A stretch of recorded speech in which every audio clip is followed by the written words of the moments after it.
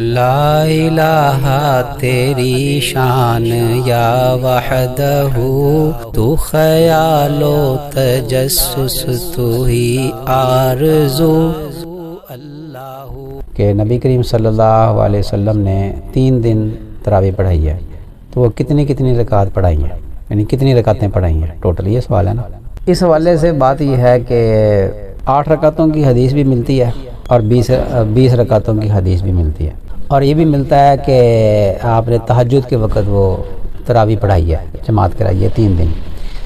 اور یہ بھی بات پکی ہے کہ آخری عشرہ تھا، نبی کریم صلی اللہ علیہ وسلم اپنے خیمے میں تھے، آپ عشاء پڑھا کر خیمے میں تشریف لے گئے اور آپ باہر تشریف لائے عشاء کے کچھ دیر کے بعد، اور آپ نے نماز پڑھائی۔ اگلے دن پھر تشریف لائے، صحابہ کرام کو پتہ چلا یہ تو اعتکاف میں بیٹھے ہوئے تھے، اس لیے وہاں مسجد میں موجود تھے، اور بھی کوئی عبادت کے لیے مسجد میں موجود تھے، تو اگلے دن پتہ چلا صحابہ کرام کو، تو صحابہ کرام اور جمع ہو گئے۔ اگلے دن پھر آپ صلی اللہ علیہ وسلم نے تراویح پڑھائی، اور تیسرے دن پھر آپ نے صحابہ کرام اور مزید جمع ہو گئے۔ چوتھے دن آپ تشریف نہیں لائے، اور صحابہ کرام بہت سارے مسجد نبی میں جمع ہو گئے، بھر گئی مسجد،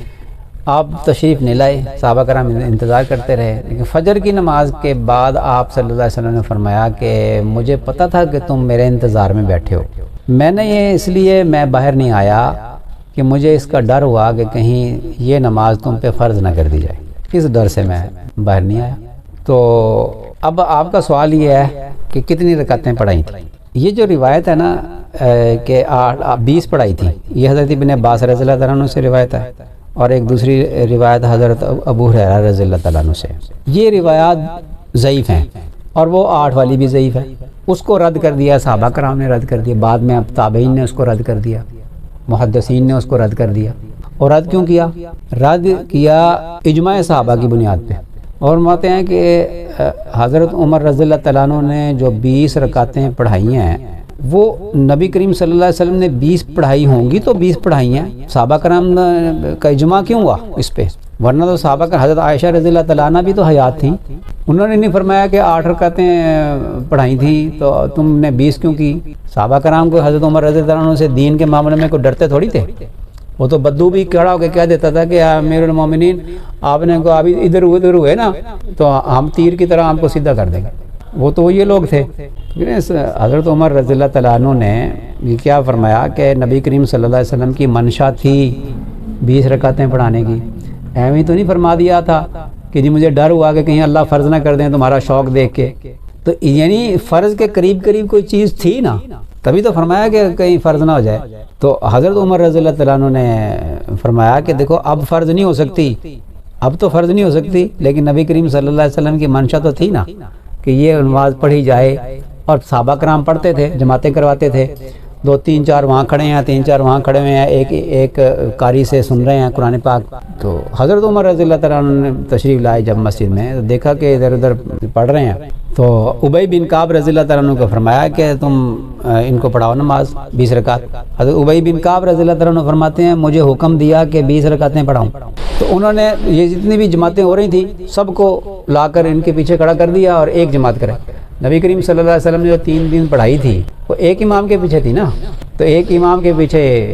حضرت امیر المومنین عمر رضی اللہ تعالیٰ عنہ نے ایک امام کے پیچھے سب کو جمع کر دیا۔ تو نبی کریم صلی اللہ علیہ وسلم کی منشا کے مطابق 20 رکعتیں پڑھائیں۔ اچھا، اور پھر وطر خود پڑھاتے تھے حضرت عمر رضی اللہ تعالیٰ عنہ، اس لیے مساجد کے اندر جہاں تراویح ہوتی ہے وہاں چاہیے کہ اگر تراویح کوئی اور پڑھا رہا ہے نا تو امام کو چاہیے کہ جو امام ہے نا وہ وطر پڑھائے، افضل یہ ہے، ایسے تو ہو جائے گی دوسرا بھی پڑھا دیتا۔ تو صحابہ کرام کا اجماع جو ہے وہ ان احادیث کے ضعف کو ختم کر دیتا ہے۔ دیکھو نا، جو ضعیف راوی ہے امام بخاری رحمۃ اللہ علیہ سے لے کر صحابہ کرام تک کتنے راوی ہیں درمیان میں؟ 4 5 6 7 اس طرح اتنے راوی ہیں، ان میں سے کوئی راوی ضعیف ہے تو محدثین نے کہہ دیا کہ یہ حدیث ضعیف ہے۔ صحابہ کرام کا اگر اس کے اوپر عمل ہے تو صحابہ کرام کا عمل، صحابہ کرام تو پہلے ہوئے ہیں، یہ ضعیف راوی تو بعد میں آیا، تو محدثین نے ضابطے کے تحت اس حدیث کو ضعیف تو کہہ دیا، لیکن صحابہ کرام کے عمل نے اس کے ضعف کو ختم کر دیا۔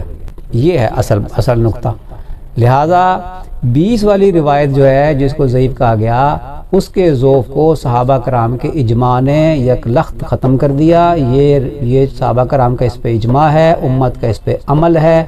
امت جو ہے وہ گمراہی پہ جمع نہیں ہو سکتی، یہ حدیث شریف ہے۔ اچھا اگر فرض کریں کہ 8 پڑھی تھی تو اس دوسری حدیث کے مطابق جس میں اللہ کے نبی صلی اللہ علیہ وسلم نے فرمایا کہ علیکم بسنتی و سنت خلفاء راشدین المہدیین، میری سنت پہ عمل کرو اور میرے خلفاء راشدین کی سنت پہ عمل کرو، یہ جو حکم ہے اس کے تحت اگر حضرت عمر رضی اللہ تعالیٰ عنہ کا اجتہاد ہے تب بھی حکم ہمیں یہ ہے کہ خلفاء راشدین کی ہم نے پیروی کرنی ہے، تو بھی ہم 20 پڑھیں گے، ہم صحابہ کرام کے خلاف نہیں کریں گے، اس لیے کہ سنت کو صحابہ کرام نے جتنا سمجھا ہے کسی نے نہیں سمجھا۔ سنت کی تعریف کیا ہے؟ سنت موقدہ کی تعریف کیا ہے؟ نبی کریم صلی اللہ علیہ وسلم کے ساتھ ایک عمل تواتر کے ساتھ ثابت ہو، وہ تواتر جو ہے سوری ہو، سوری سواد سے سوری ہو یا حقیقی ہو، یہ 2 قسمیں ہیں دوام کی۔ سوری یہ ہے کہ آپ صلی اللہ علیہ وسلم سے دیکھا صحابہ کرام نے، یہ اس پر عمل آپ نے کیا، دوام کے ساتھ عمل کیا۔ دوسرا یہ ہے کہ ایک عمل آپ نے مختصر وقت میں کیا لیکن صحابہ کرام نے اس کے اوپر دوام اختیار کیا۔ دونوں صورتوں میں صحابہ کرام کا عمل ضروری ہے سنت کی تعریف کرنے کے لیے۔ نبی کریم صلی اللہ علیہ وسلم نے ایک عمل کیا، صحابہ کرام نے بھی اس پر عمل کیا، اس کو سنت کہیں گے۔ نبی کریم صلی اللہ علیہ وسلم نے ایک عمل کیا، صحابہ کرام نے اس پہ عمل نہیں کیا، تو اس کو نبی کریم صلی اللہ علیہ وسلم کے ساتھ مخصوص سمجھا جائے گا، امت کے لیے وہ نہیں ہے۔ ایک عمل جو ہے وہ آپ نے مختصر وقت میں کیا، جیسے تراویح ہے یہ، لیکن صحابہ کرام نے مستقل کیا تو اس کو بھی سنت موقدہ کہا جائے گا۔